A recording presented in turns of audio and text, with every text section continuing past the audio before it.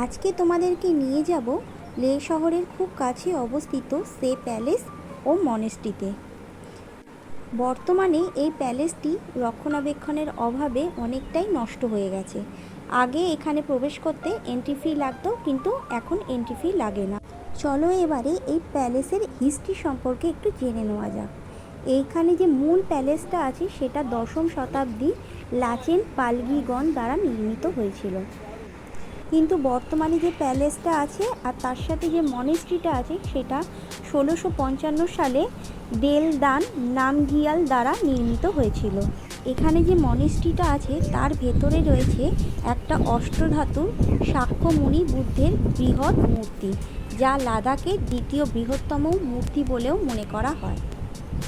এই মূর্তিটির নামকরণ করা হয়েছে শাক্যমুনি বুদ্ধের নামে, যিনি হিমালয়ের পাদদেশে অবস্থিত কপিলবস্তুর শাক্য জাতির একজন ঋষি ছিলেন।